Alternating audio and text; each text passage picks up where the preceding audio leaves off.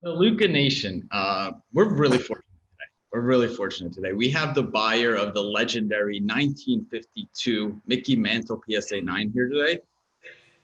But this is no accident. This is not an accident purchase. Rob is a super intelligent serial entrepreneur. He's an actor. He's been in movies with Bruce Willis, and he's had a ton of success with his brand Dope.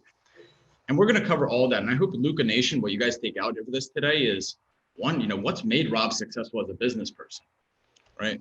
What's behind? Why now? Why did he choose to buy that mantle now?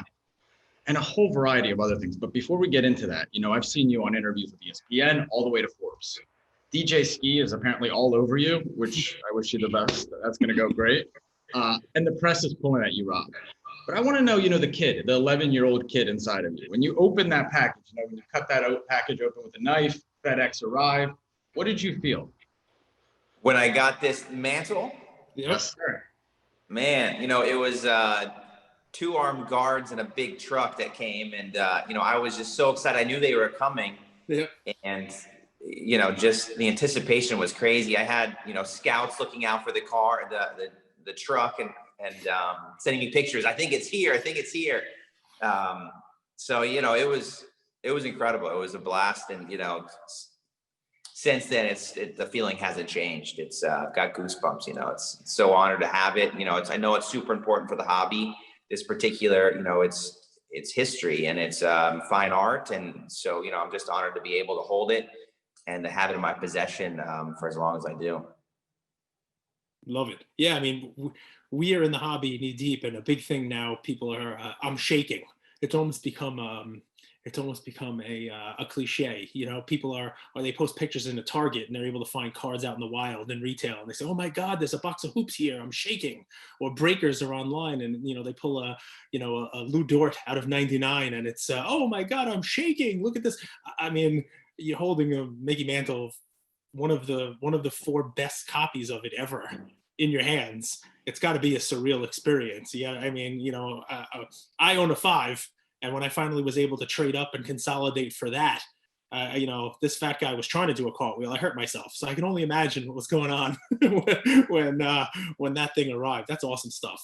So no, but a five is great. You still have the same card, and that's the thing is, as long as people buy what they love and what they, you're a Yankees fan. So yep. I think that's incredible that you have a 5 and that you bought something that really meant something to you. So I think everybody should just buy what they're able to buy, whatever level they're at right now. I think that's incredible. Yep. No, I love it. And I mean, listen, so how long have you been in this hobby? Well, I mean, I collected as a kid. There you go. A lot of ways to answer. I mean, everybody collected as a kid when I grew up, and then, but I wasn't collecting like I collect now. Obviously, I didn't come from much, so I was buying the cheapest packs if I was lucky. I remember we'd go to Walmart, and next door to Walmart there was a card shop, and that was my highlights of the week. Yep. And so put them all in the little, binders and, the whole 9 yards. And so then I got back in August of 2020. Yep. And fell in love with it again. From a business aspect, it was a blast because, I love to buy and then eventually sell businesses. And buying a card is essentially the same thing. You get that same high of negotiating and getting a deal done that you do kind of buying a business. So I love that aspect of it. I love the growth aspect of the sport, basic economics, supply and demand. And, as more and more people find out about the hobby, the more demand happens and therefore the prices have risen. So that's obviously cool. But all in all, it's just been an addicting hobby that I've loved to collect. I love it. So Luca Nation, if you take nothing else from this, Rob was you. Rob is all of us. Yeah. Right. I mean, this is, you what you get from this is we're gonna give you a little bit of layers behind the guy here, right? Because it's easy to look at a headline. It's easy to look at a headline and say, wow, $5.2 million on a piece of cardboard. We'll get to that. We'll get to why that cardboard, and we'll get to why that. Personally, I don't want to spoil your answer. I actually think that was a great price, but we'll get to that in a second. But guys, if you're listening to this and you're one of those people out there who opens every week or so, a box of retail with your kid, or you're a young kid starting off in this hobby, you're in the flip game, you're out there buying and selling, you're on Star Stock or you're on eBay and doing your stuff, putting binders together or cards. That was Rob not that long ago, right? And life has taken him on his journey, and now it's nostalgia, right? I mean, this is what's bringing you back to it, right? I mean, it really is an amazing thing. Yeah, 100%. I came from the south side of Indianapolis. I went to, Perry Meridian High School in Indianapolis. That's not the nicest high school. Yeah, I mean, it's anybody can do it. It's just, I think we limit ourselves in our own minds. I think you're raised in a certain area and you don't know what else is out there and that how big you can go. And really the world is endless and you can go anywhere that you can dream of. And I truly believe that. It's crazy, but you just kind of have to know it's possible. We've had a few people on here, and I mean, Rips was like the 16-year-old prodigy who invested in Giannis cards when he was 12, and he's like $1 million collection. But we always like to know, what were the failures? What were the purchases or steps that you took that may have seemed like a perceived failure at the time, but brought you closer to this? Because, and I asked that for a reason, because FOMO in the hobby is super real, right? There's a lot of people who are looking at your 5.2 million Mantle and they're like, man, I just wish I could add something even a tenth of that cost to my collection. And they've maybe made the wrong buy. And I want to urge them that it's a long game. Patience is okay. We're all going to have our mistakes. So I'd love from someone who's as successful as you to share a few of those stories with our Luca Nation, if that's okay. Yeah. So I think when you invest in anything, let's say you're going to put in $500 into anything, the stock market or cards or Bitcoin, whatever you're going to put into, you should stagger your investments. And that way, so you put in $100 in this month, $100 in next month, $100 in the next month. That way, if there's big ups or big downs, you cost average it out and then you're pretty safe.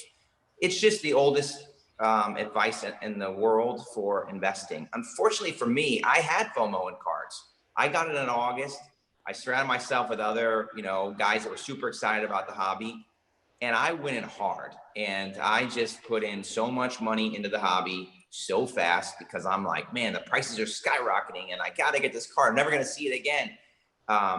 And I basically threw out all my own advice because I let myself get into the hobby and I was having fun. I wasn't doing this as an investment side. I was just having fun. But if you look at it from an investment side, I should have basically pieced that out because as we know, August it spiked and then right after it dipped. Now we're back up over August prices. But so that's where I learned that, if you're doing this as an investment strategy, I think you need to cool down a little bit. Don't get too excited. The cards are always going to be there and you just buy when you can, but more importantly, just buy what you love and have fun with it. With like Nike in the 80s, right? What they did really well was the brand deal with Michael Jordan, where they crossed over apparel and culture. Yeah. I feel like you've done that kind of in all of your businesses, but if we just talk about dope, what you've done really well with that is you integrated something so simple like clothing, apparel, and you integrated it with culture, which is another really a word for art, right? I want to be like Mike was the saying. Had all this, like Wiz Khalifa, Justin Bieber, Kendrick Lamar, Jay-Z, Big Sean, all under the wearing dope brands and making it cool. And I feel we're at a really interesting stage with the hobby where, and this isn't my words, guys, so don't send me all these DMs, where people it used to be nerdy and now it's kind of cool. And I think we're going through that transition with the hobby. Are you seeing that as well, Rob?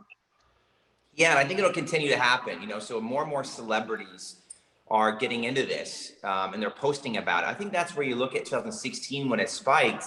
You had a few guys that were pumping up certain cards and then they sold off and they tanked the market again. Whereas this, you've got more and more people, again, basic economics, more and more people coming into the hobby and it's on the news every day. It's celebrities posting about it every day. So it is becoming the cool thing to do. And I think, even with my brand, I've got a lot of great friends that are in entertainment and sports. And, it's, I'm sure that now they're looking at going, oh shit, Rob's paying what for what? Maybe I should jump into it. I think that's great. I think that's natural because it is a blast to do this. And so, yeah, I think it's going to continue to become more and more cool. Well, it's borne out in the in the last year, right? I mean, think, what is this, the sixth card in the last 12 calendar months or 11 calendar months that is sold for $900,000 or more? You know, you got your Trout, you know, you got Giannis and LeBron, multiple cards that have sold, you know, just in this last year, since February of last year, for approaching or more than $1 million. So this is becoming the norm. It really is, and there's been an explosion of the hobby and of pricing. So yeah, Think of it as fine art. I mean, Yep. you look at Andy Warhol, Basquiat, Picasso, whatever, you know, I mean, those prices are absolutely insane. The Mona Lisa, which I consider this 1952 Mickey Mantle, the Mona Lisa of sports cards. I mean, it's the most iconic card. So you look at the prices of those. Am I crazy to think that this card will be the same as a Mona Lisa when there's, you know, yeah, probably those things are highly valuable, but do I see these prices continuously rising? I definitely do. Rob, so I don't know how much. Yeah, I don't know how much you know about our Luca Nation podcast, but we're super consumer friendly. Like most of what we do comes from our audience. And before you hopped on today, we did a preview, and our audience asked some questions. So if it's okay, I'm gonna kind of funnel them in as the conversation goes. And one that I felt is relevant here is from Coach Ferreira, awesome guy, by the way. You know, he's asking, do you think, because this is the Mount Rushmore of cards, do you think it's kind of a rising tide raises all ships? Are other vintage baseball cards going to follow? Yeah, of course. I do think so. Yeah. Yeah. So I'll elaborate on that. I think the mantles are going to go up. I think I saw, you know, Ken Golden put a, you know, he did an interview in October about a PSA 8 mantle that he was expecting to sell for $400,000. Yesterday I saw, because of this sale, he's expecting the one that he has an 8 in this coming auction to sell for near $1 million, if not breaking $1 million.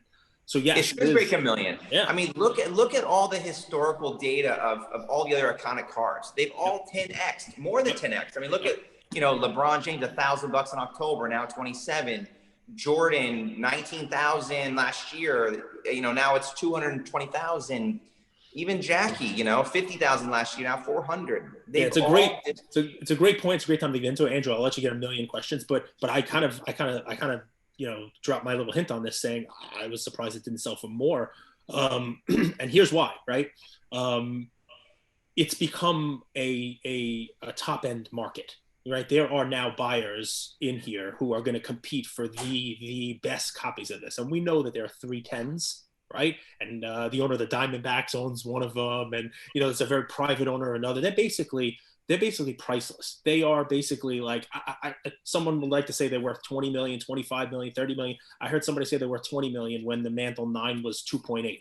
So if it was 20 million then, what is it, 50 million now? I have a feeling that trying to put a price on that is like trying to put a price on a ticket into heaven, because literally they're not something that the owner will ever sell, because they cannot replace them. That's when something becomes priceless. When there's 310s, Rob's card, unless I'm mistaken, I think this was a PWCC. You know, they've evaluated those, and there's only 6 of the 9s. I mean, this is the best one. The best 9. Yeah, so this is like the 4th best copy of this. So it basically is one step below that. So that one, it's a little differentiating factor also. Right. But you know, more importantly, what are they, 10?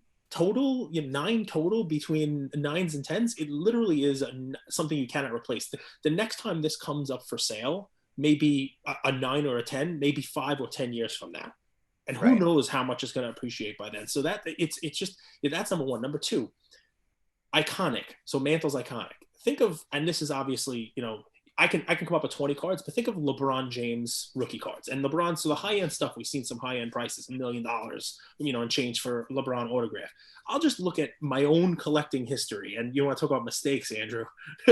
Rob, you'll make fun of me, right? You'll make fun of me on this one. I'm sorry. Don't hate me. But LeBron's chrome rookie card, just his base chrome rookie card, right? That chrome rookie card sold in when I really started getting into basketball, not back into the hobby, but basketball. You know, we really started getting back into it in 2018. I bought 3, and they were all over eBay. You can buy as many as you want. I bought 3 of those LeBron, the number 111 chrome base cards for $1,000 each. $1,000. And I think they're selling this week for 27,000. I think I saw. I mean, so you want to talk about a card that's a 27x in less than 2 years on that card. And it's not just the base. Oh, people telling me, oh, the base did that. You can't compare it. Mantle's a different world. Okay, well, in golden auctions of that year, okay, I know this because I was a bidder in that auction. There was a LeBron James PSA 10 refractor in that auction, a refractor in that auction. And I was bidding on it. And there was another card, and I've told this story before, Luca Nation, so I'm sorry if you haven't heard it, but I need it to point out the just the appreciation and the high-end blue chips, right? Another card in there, I'm a Yankee fan, and sometimes it costs me, but Aaron Judge was like all the rage. And the year before he was great, and he was injured, so his cards had come down, and there was this heritage red ink autograph, limited to 69, but there was only like 10 PSA 10s. There was a PSA 10 red ink autograph of Aaron Judge, and I'm like, oh, this card's going to be a monster. He's going to come back and hit 100 home runs next year, and this is great. So I was bidding on those two, and I ended up, because at the time I was still a baseball guy, I bought the Aaron Judge card for like $4 and change in the golden auction, and the LeBron sold for like $6,000. Okay. And I think I've sold the Judge since at a loss. And the LeBron, what was the last one? 120, 100. I mean, that card is also 20x'd for, and that's a high end 20x. So when you do the math on this, Rob, the last time a PSA 9 on the sold was 2.8, 2.9. So this card hasn't even 2x'd. So 100%. Easy math on it, right? I think it's a bargain. I mean, I think if another one of these came off for sale next week, it might be $10 million by itself. So I saw this and I'm like, not surprised. But I'm a Yankee fan, so I got to. No, but it sounds like you're a stats fan, and you know how to do math. I mean, yep. I felt the same exact way. Yep. Cage is a math guy. My theory, and I've talked about it quite a bit, but most of the people that used to hold the LeBron Chrome were what I call non-accredited investors, retail guys. What I'm seeing is accredited investors come into the hobby, and they're not in such a rush to flip to double their money because they want that card. They like that card. It's their guy, and they're in no rush to make a profit. And you're seeing a lot of high-end inventory is drying up. I've made this point a few times on our podcast this year, but I think 2021 is when high-end inventory dries up and it becomes way harder to get some of these museum quality pieces. Yeah, I would agree. I mean, yeah, it's as long as they get into strong hands, and that's what I think you're right. They're doing. So why Mantle, Rob?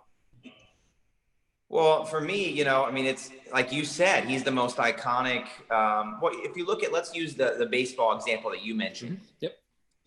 He could go out and get hurt again, or he could go to the bar, drink a little bit too much, and go home and drive. Or, there's a singer that was out at a bar and, he was making out with girls during COVID and that just destroyed his image. Yep. These guys, as great as they are, they're humans and they can make a mistake, either on the field or in their personal life. And that would scare me, putting $4 million into a card where a guy is still playing every night. I would be so worried. What is he doing tonight? Or when he's playing, is he going to be okay and not get hurt? I would be on edge every day, because if he does get hurt, or if he does say something stupid or do something illegal, that card goes from $4 million to essentially nothing. And, so I see a world where Rob is buying a high-end Luca, and the security guards that he had bringing his Mantle in are now following Luca around to protect Rob's investment. I'm paying for his drivers. I'm paying for his security, his trainers. Like, Luca, come on, man. I got your trainers. Don't you worry. Yeah, Luca, people are starting to say you look a little flabby. Come on, I got to protect my investment here. Let's go. How about a protein shake? No, 100%, and so that's where with Mickey, it is the most iconic card. So why wouldn't you just go for the Apple and, less risky? And yeah, I mean, there's just so many reasons. 100% on the analysis that you put together. I mean, these other way undervalued in my eyes. And I think the other cards are also undervalued. And that's because in the news, you've been seeing Giannis and Luca and all these kind of new records, and people have forgotten about the iconic cards that really made the hobby what it is today, and the priceless art that that's already been there. So that's where I think this this news, it maybe puts it back in their mind, like, oh shoot, I forgot about the most iconic thing, the most memorable piece of the hobby. And so I think all those cards have been undervalued. You know, prior to this, I bought a 4, then, or maybe I bought a 5, and then I bought a 6. Then I gave that to Aoki because he said that was his favorite card, or, you know, he wanted that card, and we're good friends. So wait one sec. So, I mean, I say, hey, I gave it to Andrew, and if everybody knows what I'm talking about, but yeah, but that's like a Tyler Hero Prism you gave me. Yeah, so you just gave a card No, to no, Steve no. Aoki. I was like, hey, Steve, you know, I like your music. Here you go. No. Have a PSA 6. Okay, all right. He bought it for what I paid, you know, but he's a great friend. And, you know, so for him to have a card that he's wanted, I had to, you know, come on, I was honored to give it to a good friend for the price that I paid, you know. Steve has a card I want, so next time you're gonna give him a card. I need Charizard back. I need, yes. You know, come on now, let's go, Rob. You know, you'll work with He me. loves that Pokemon. He's become the face of it. He's an incredible guy. He really has. Did a lot for charity, right, with that last auction that he did and all that stuff as well. So that's pretty awesome. Yeah. What are some other, like, let's flip the script. What are some of the, I guess, quote unquote, lower end cards that you've picked up this year or might be looking at picking up? Do you dabble in, you know, we talk about modern NBA being kind of like the heartbeat of the hobby, but you're a vintage investor. What have you looked at from that angle? By the way, before you jump in, I never know where we're going because none of this is scripted. And you start talking about Steve Aoki and celebrities, and Andrew starts the question of, oh, what are some of the other low end? And I thought he was going to say low end celebrity and call Steve Aoki a low end celebrity. And I'm like, what are you doing? No, it's low end. No, he's that. Have you listened to his music? That guy is awesome. What are you talking? Okay, so low end cards. Steve, we love you. You can come on the show anytime. We can talk about Pokemon, whatever you like. But so Aoki's an A-lister, brother. Aoki's yeah, sometimes my heart, it's like comes out of the Yankee shirt here. I never know. So, okay, low end cards. You know, I have Beckett 9 Nike promo cards. That's a low end. You know, 1985 Jordan. I like it because it's got Nike and Jordan together, but I like the Beckett 9s. You got on in August. I'm guaranteeing you have some who was hot in August? Mbappe.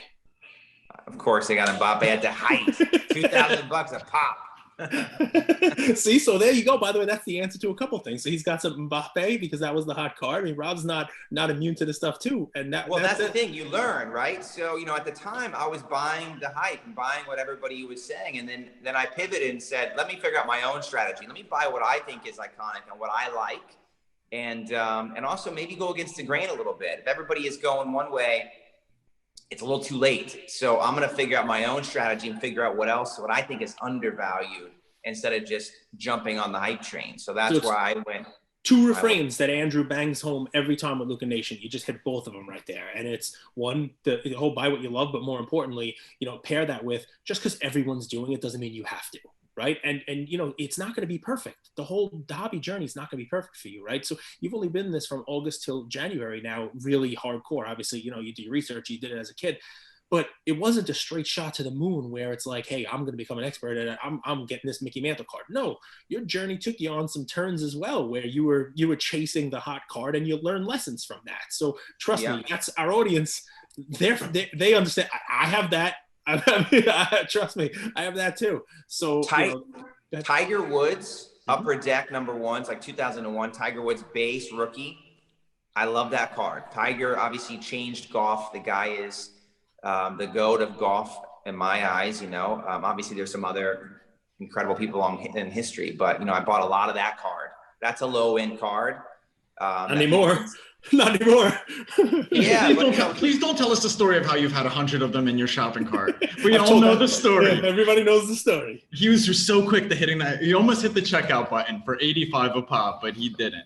Yeah. But that's still an iconic GOAT card. That's you know, I don't know what it's going for right now, but you know, $1,000 or whatever for, you can still as a collector, you can have the GOAT and you know, his rookie 4 and a 10 for a great price, you know. So I think that's a cool thing to add to someone's collection that I'm definitely a fan of. A question from Tony Harley. How do you plan on displaying the card? You know, right now it's, you know, protected in the vaults. Don't want to get robbed. but I'm working on with No the pun insurance. intended. Yeah. The card got robbed already.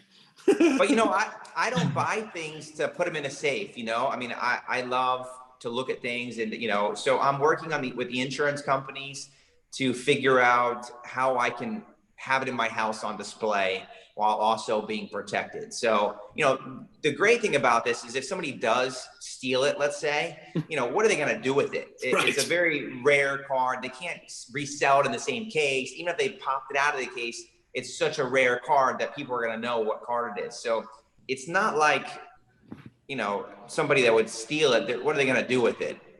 Good luck. Either going to sell in the black market. I mean, it's kind of a pointless. There's a lot easier, better things to steal some cars. A lot easier to flip those things than come after me. But I am working with the insurance companies to figure out how I can protect the card, but also be able to display it. I have a vision of putting it, like an art canvas and then putting it in the middle, like a white canvas and the card in the middle. I think that would be really cool. But so can't wait to see what you do with it. Don't lock it up because it's one of those things that should be shared with the world. You know what I mean? So it's cool that you plan on displaying it. Yeah, of course.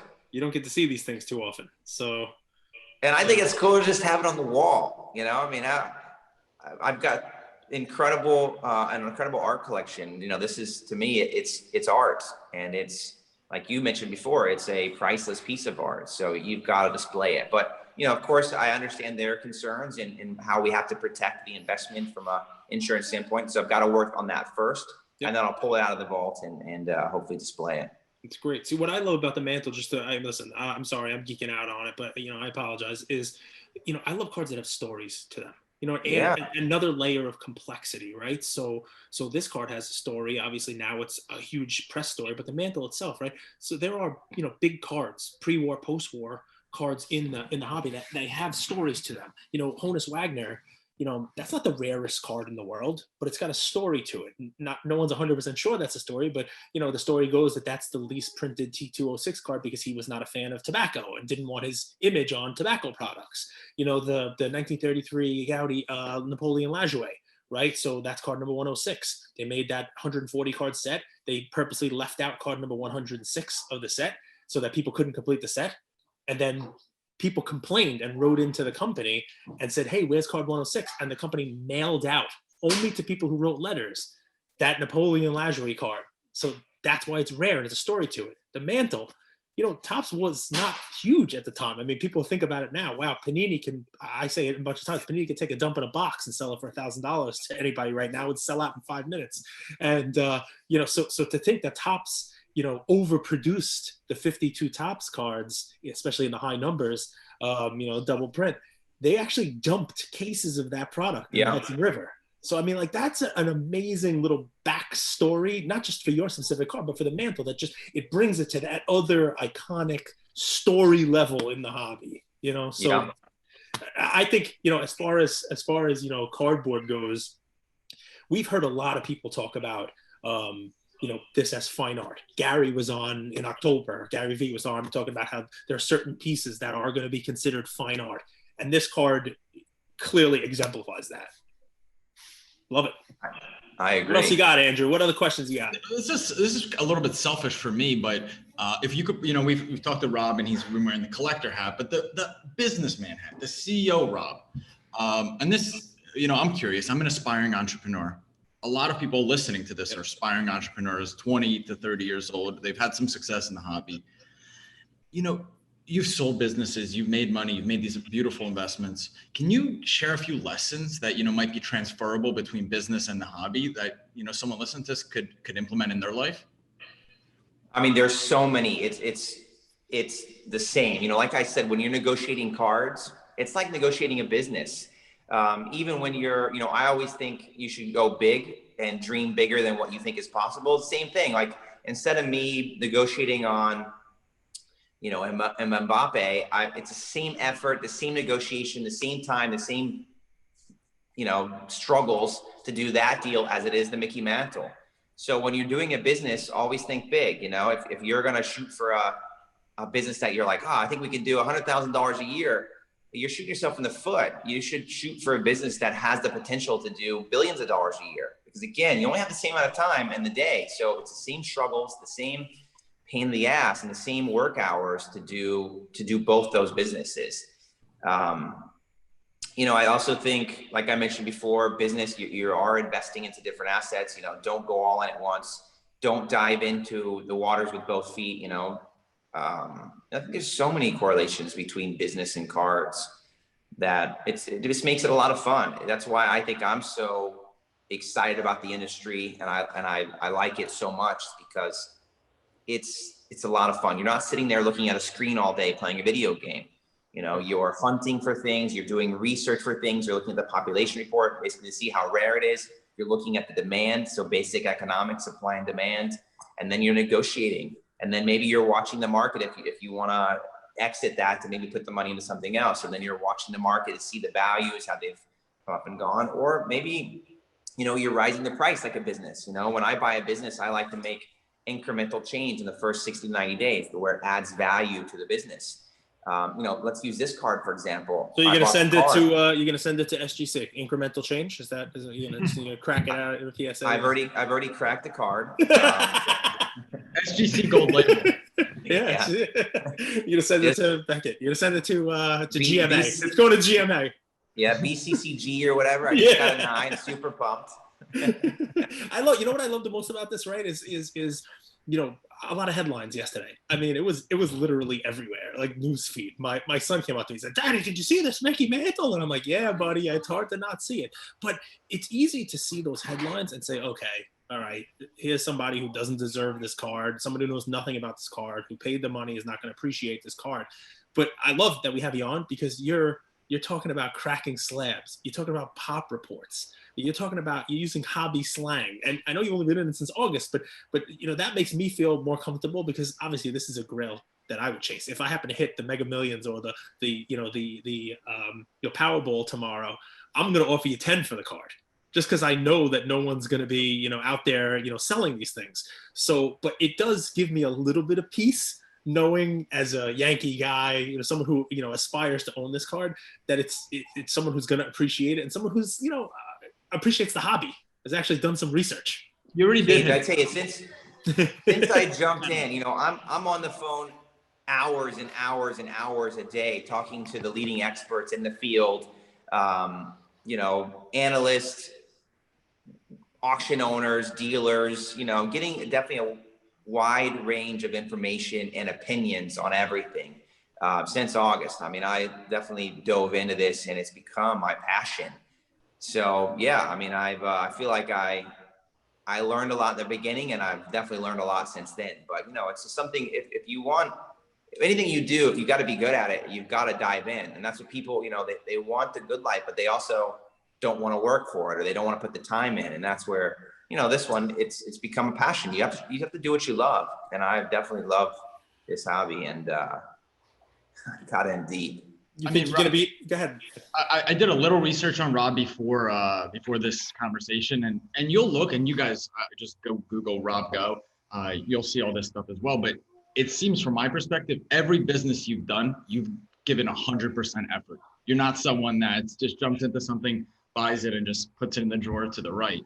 Everything you've done, from my perspective, and from what other people have said as well in interviews, is you go all in. You're an obsessive. And I think that's really cool. And it's enlightening to hear for other people. Yeah, of course. I mean, if you have to go 100% if you're going to do anything. And, even with this card, I mean, just to do all the media and things, it's not like I just bought the card to put it in my safe and see you later. I think this is growing the value of the card. I think it's also growing the hobby, and yes. which both are important. And that's, that was part of this, to buy the card and to really bring light to the hobby, as what it is. It's a diversified asset class. We all know that it's beat the S&P 500, and now it's just dominating it, and it's here to stay. I think what's cool, if we just go back, Ed Milet, Patrick Bet-David, Gary Vee, they attribute a lot of their business success now to collecting and trading cards early on. And you mentioned something about dreaming. And I'm curious, I've been called naive a lot. Why adults lose the ability to dream. So I'll ask that question, but then I think sports cards is such a cool metaphor for dreaming because, you start your collection, you have nothing, but you're able to say, if I just do these 6 moves, I could own that my Kobe PSA 10 rookie. And then when you feel that first kind of dream come true with cards and it's tangible, you build a little bit of confidence. So, I guess my question is, from your perspective, why do people stop dreaming, and how can we help inspire them to dream and believe that, they can live bigger lives? Because I think that's such a big deal. When you're a kid, you haven't been hurt yet. And then as time goes on and you start to realize that the world is dangerous, or that this could happen, then your mind starts to protect yourself. So you start to just be more cautious. I mean, look at, a kid or a dog, when they're first young, they're just, they have no fear and they think anything is possible. And then as they get older, they learn, they get bit, they touch the stove and it's hot and they burn themselves. So I think that kind of puts people back in their place to where they're afraid to take risks because they know that they're going to get hurt. But you got to still take risks. You just have to be smart about it, and you have to calculate the risks, and you have to be well thought out. So I think that's why I think as people learn, they're told by their friends, oh, you can't do that. They're told by their parents or their teachers, oh, you can't do that. I mean, I had a professor at IU that told me I was basically an idiot. So I switched. I was like, all right, screw you. And I switched from IU to IUPUI and got my degree there. I was like, okay. But you just have to, who cares what anybody else thinks? You got to just keep moving on and believing 100% in your own mind that anything is possible. I like guys like Rob because, you'll watch his interviews, you'll be so level-headed, good looking chap, charismatic. You want me to leave? It's a stone cold killer inside. The guy is a straight up competitor. So don't get it confused, people. So I gotta ask, because Am I right? You're right. What, that he's good looking? You've tried to get me in this a bunch of times, man, and I'm not going to do it. I'm the good looking one. So, but listen, I give credit to the to our guys who ask the hard questions out there, right? We have so many Instagram groups, and guys, if you want to get in a group with us, and I respond, I kind of almost got into it yesterday. Well, probably not. That's too much. Pristine slabs. So, and I'm going to ask you, Rob. I mean, great listener and supporter of the show. And, he basically says, look, I don't know Rob's financial situation, but, why the Mantle? Why the Mantle? Why go with that instead of smaller cards? Why go with that? Do you really think that's going to appreciate more as a one single asset than, say, trying to buy a bunch of Michael Jordan cards, or whatever it is? And just so I'll take this in two ways. One, my answer was, it's easy on paper to say I'm going to buy 25 Michael Jordan rookie PSA 10s right now for $5 million. But what I explained to Pristine Slabs was, once the first 3 that you get for that price are gone, first of all, you can't even find any more for sale, and they're not 200 or 250 anymore. Now they're 354. I mean, you might not even be able to get 20 of those Jordans. So that's first and foremost. But so I'll let you answer that, and then the offshoot to that, what I want to hear from you is, for guys like Pristine and for our guys out there, who aren't spending $5 million, maybe they're spending 500 or 5,000. What do you see for the hobby going forward? Where do you think is a good place for them to put their money? Should they be looking for vintage? Should they be looking for modern? Should they just be buying something that they like? So it's a bunch of questions rolled up all into one there. So take it however you like. But I got to give Pristine some credit, because we kind of went back and forth yesterday about, is the way to get a better ROI 10 cards that are easier and more liquid to flip than 1 card for the full $5 million. Yeah. So first of all, where to invest? So I always look and say, you should diversify your finances always. Even me, I own several properties, but I'm not putting all those properties in one state. I've got one in this state, in this state, in this state. So I'm like super diversified, and I believe in that 100%. So with cards, of course, you should have some current basketball. And that's what I think he's talking about. Yeah, well, you get a bigger return, of course. But again, like we talked about earlier, those guys can get hurt and go to nothing. So I think you should have part of your portfolio as far as current basketball, current guys that you watch and that you love and you want to root for. Then I think you should have, a diversified portfolio of vintage. And again, those guys are more safe, the Apple, the Google stocks. You know, me, I've even got a diversified portfolio of sports. You know, I do have the soccer, I do have baseball, basketball, football, you know, whatever. So I think if you're going to invest in this, you should look at it as a stock portfolio. You're not putting all your money into a penny stock. You're not putting all your money into Apple. You know, you even don't want to put all your money into the US. You want to have a diversified portfolio. So that's what I'd recommend there. Personally, I'm a more vintage person because, you know, I think iconic pieces are safer, and I think they still will go to new heights. And I think people will realize that further because of population and all that good stuff. But so why did I buy the Mickey Mantle and not the smaller stuff? Well, first of all, I do agree with your analogy on the Jordan. I do have PSA 10 Jordans for his rookie. Great card. But at the end of the day, I got to sell a lot. If I flip this thing for 5 million or for 10 million, let's say tomorrow, which I do believe it's definitely worth at least 10 million. Listen, the Powerball, what is it, Mega Millions? It's tonight. If I win that tonight, I'll give you 10 tomorrow for the card. So obviously, I'm not saying it's for sale for 10 million. Oh, damn it. I'm definitely saying that he's reneging already, Andrew. He's reneging already. Yeah. But you know, if I do flip it for 10, think about the work I put into that. I sold one card and doubled my money, or even made 5. Forget about the double, forget about the percentage. I made $5 million. Think of how many cards, how many, you know, LeBron James, even, you know, his Topps Chrome, or, you know, Tiger Woods Upper Deck #1 cards I got to sell to make $5 million. So for me, I'm not a card dealer. So I buy stuff that I like and that I do think has upside. And, you know, that's why the Jordans, you know, I have it because I love that card. And I do think there's a lot of upside on that card. A lot of athletes are coming into the sport. Yes. They make a massive amounts of money. They get paid an incredible amount. And so, you know, they're signed with Jordan. They love Jordan shoes. Why wouldn't they buy a Jordan card, a Jordan rookie PSA 10? There's only 317 of them. So I think those prices will go up. Unfortunately, you know, I bought 5 and sold 3 to my friends for what I paid.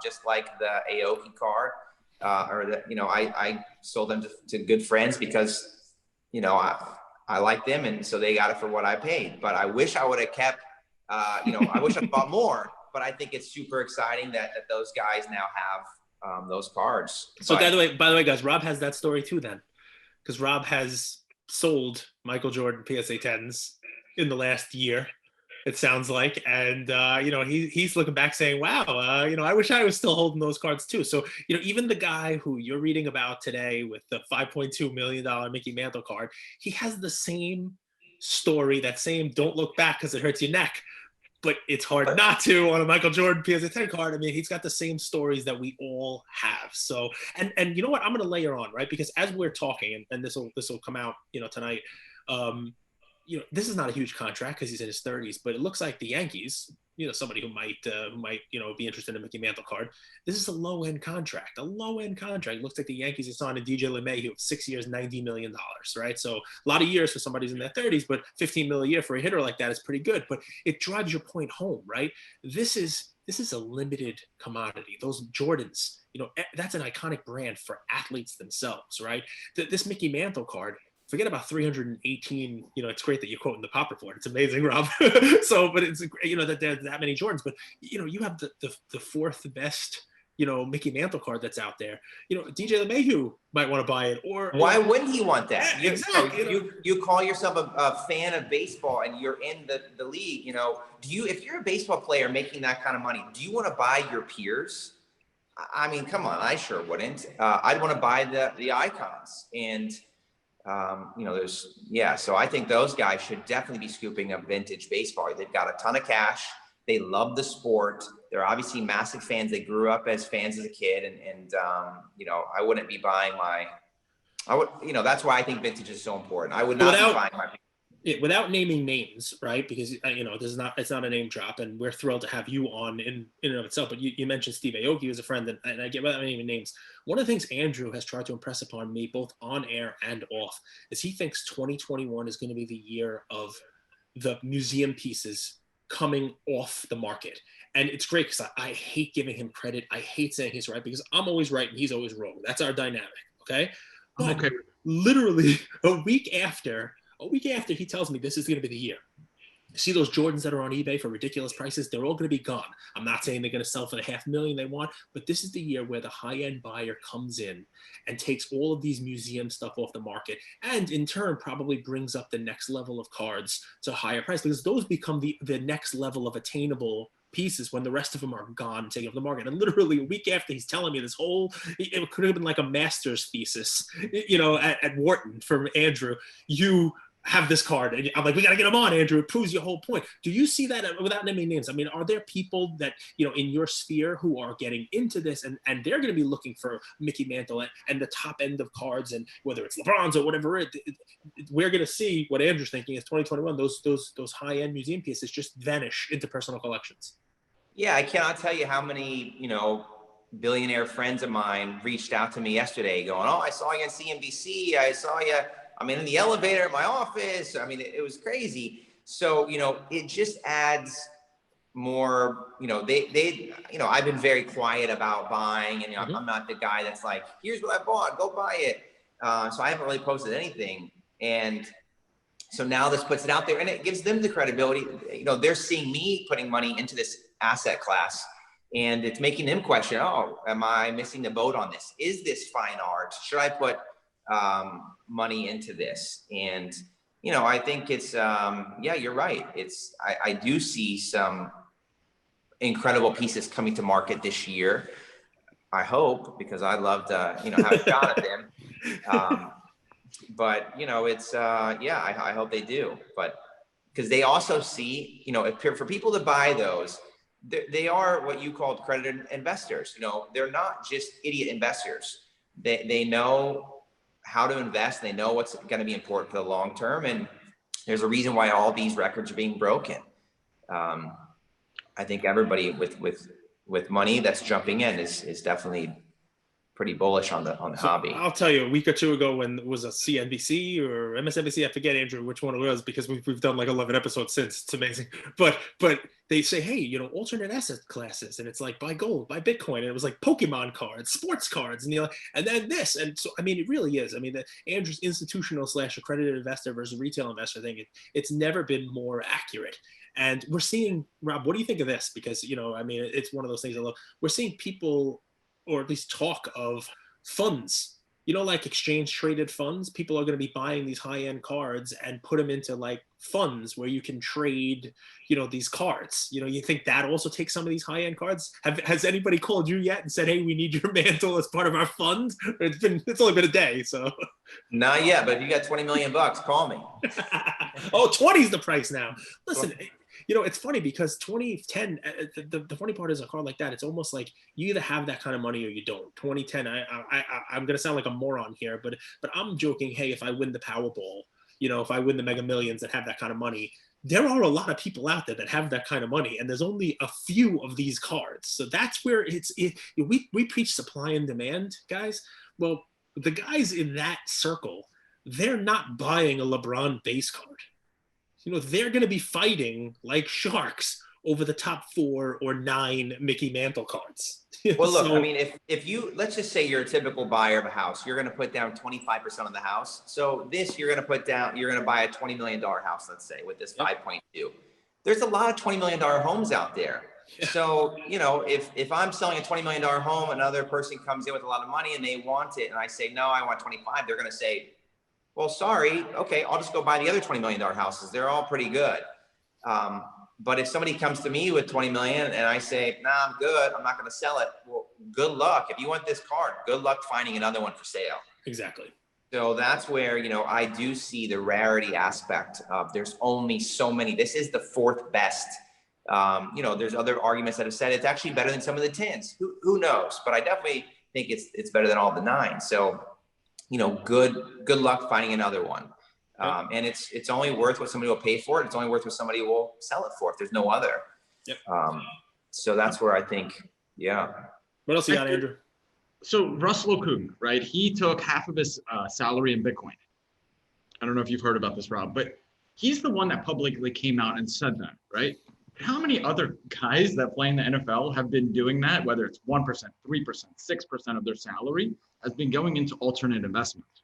And if you think about it, like LeBron, why wouldn't he buy his own rookie cards and also buy his childhood icon? To me, it just makes sense. Why wouldn't Luka buy his rookie cards and then maybe his childhood icon? I personally think it's going to happen. I think it is happening, and we're just waiting for that 1, 2, or 3 athletes to start posting about it more. Yeah, but yeah, I mean, 100%. I think if you believe in yourself, you'll buy your own cards. And if you don't believe in yourself, I think it's silly to buy your competitors, your peers. I think you do buy the icons. And even if you're a basketball player, I mean, but you get into cards, now you're going to pivot and go, well, I want the most iconic cards in the sport. That's what I did. I mean, that's what got me back to baseball. So I think they'll also pivot and go to the most iconic baseball cards, even if you're a basketball player. I think it's smart. Again, diversification. Don't buy only basketball. Buy a well-rounded portfolio of cards. Question from Drake. And after this episode, I'm going to Allen and Ginter and buying Rob Go and Cage Lawyer cards. So Nice. They need to be available. You said Drake? Drake Sports, not Drake. No. Drake. Question from Champagne Poppy. Wait, be careful. Yeah. Because Rob probably knows Drake. And we know we didn't get a question. We got a question from Drake Sports Cards. Yeah, Drake Sports Cards. That's his account name. Got it. Would it have surprised you though, Rob? Just for the listeners, does Drake often ask you questions? The real Drake? Drake, was incredible. Him and Future did a music video that Director X directed called "Life Is Good" this year or last year. Did over 1 billion views, and they were kind enough to include the only logo in the whole video, a dope logo. So they're all incredible. Director X is the GOAT of music videos. But yeah, I mean, me, Von Miller, and Odell Beckham, and a couple other guys, we went on tour last year in Europe with Drake. Had a great time, and they were super kind to us and welcoming. But he's, I think, getting into cards for sure. I hope so. I think he would be incredible for the hobby. Well, that all the Lowry cards are going to be gone and off the market because he's a Raptors guy. But you know what's funny about it? I'll get to the Drake question as your other question in a second. I had to literally just drag this out of this guy. You are the flag bearer for the Mantle. I love it because you didn't buy it to trumpet it. You didn't buy it to brag. You'll do a tasteful job of displaying it, I'm sure. But you're not out there, being cheap about it. I have to. It's a question about Drake Sports Cards that brings up a potential celebrity link to you. So I love it because there are people out there who can't get enough of themselves. so clearly that's not you. So if I can't own it, I'm glad to allow you to own the Mantle.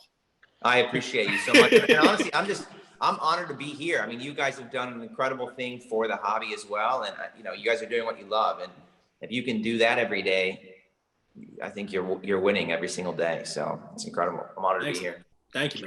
Cage has become a hobby celebrity. He gets DMs from middle-aged guys. He has all of these requests. He can't even get through them. He says, "Go log into my account and handle this." But the question is, if you weren't running dope and you were looking to start a business in the sports card hobby, what opportunities do you see or what interests you? I think, there is a lot of new things coming in. Insurance is one of them.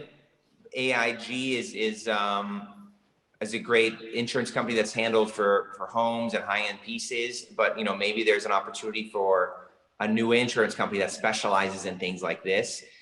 I think VCP has done a great job providing information to me, but maybe they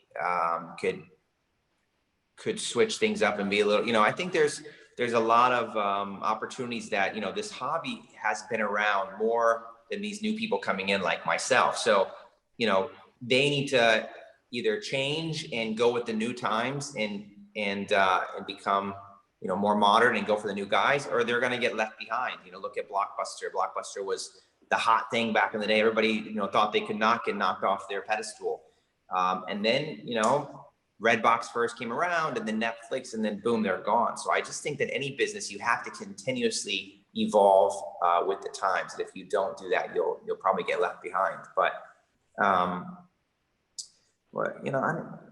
trying to think of what I can see that's, I obviously PSA has been slow. You're kind of crushed, right now? The what? Podcast and a content network. Yeah, I mean, listen, it's think about ESPN, when sports wasn't massive it is as it is today, and when people said, "Hey, I want to do a news show all day long about sports," I'm sure everybody thought they were crazy. And the same, this has become, it's so passion driven and so addicting, this hobby, and people love it, and it's so much fun, and you're seeing values go up and up. I can definitely see people wanting more and more content and more opinions on the hobby. So yeah, I do think that is a big opportunity. More and more podcasts and shows and TV stations, I guess. I love it because it's 24 hours a day consumable trading. You know what I mean? Yeah, there's aftermarket trading in the stock market, you name it. But these things, I mean, you're on eBay 2 a.m. It doesn't make a difference. 24 hours, you could be buying and selling this stuff. You could be making deals. There's no off hours. There's no after hours. There's no closing bell. So that's what I love about it. It is literally nonstop, 24-hour a day action. And it's funny because you'd think, Andrew and I someday it'll be 6 months of doing this. Nearly 200 episodes. You'd think, oh, you run out of stuff to talk about, but no way. The hobby is the gift that keeps on giving. Something else happens every day. We could do 3 a day, so there's always something to talk about. There's always something to do. So, Rob, hey guys, I hate to cut you off. I've got another one right now. Okay. So we'll let you jump off. Andrew, you got any final questions from anybody? You want to wrap up with Rob in the last minute we have with him? People want to know what's next for Rob in 30 seconds or less. I want to chase the Mickey Mantle every PSA grade. I want to complete the rainbow. Oh, nice. So, and also, in honor of Mickey, I'm going to coupon code Mickey Mantle will get you 25% off at Dope CBD. You got to buy the CBD; it's good. So I want to do that in honor of Dope and or in honor of Mickey Mantle. So coupon code Mickey Mantle. I love it. On dope.com. Mickey would love it. He would love it too. Yeah, of course. But I just want to continuously, build out the hobby and make it better. I think my passion for it is would be great to be shared by others. So hopefully people buy what they want, make a lot of money doing it is a bonus. But hopefully we can make the hobby better and get more and more people into it so they have the same joy that we do. And yeah, that's it. Look, I couldn't have said it better myself. So listen, Rob, we love having you on. Thank you very much. Congratulations on the purchase. And let's do it again. I want to come back when we have more time. I could talk with you guys forever. So I'm sorry that today the schedule is booked, but I would love to come back. You guys' show is incredible. Love what you guys are doing. We're not going to say no to that. We'll definitely have you on. And maybe next time you will have broken your own record. I'm humble. Yeah, let's do it. Let's get to 10. All right, Rob, we love you. Thank you very much. And Luca Nation, we hope you enjoyed this. Thank you so much, guys. Really do appreciate you. You're an inspiration for young entrepreneurs. Appreciate it, Rob. You guys as well. Keep going. Keep growing. Thank you.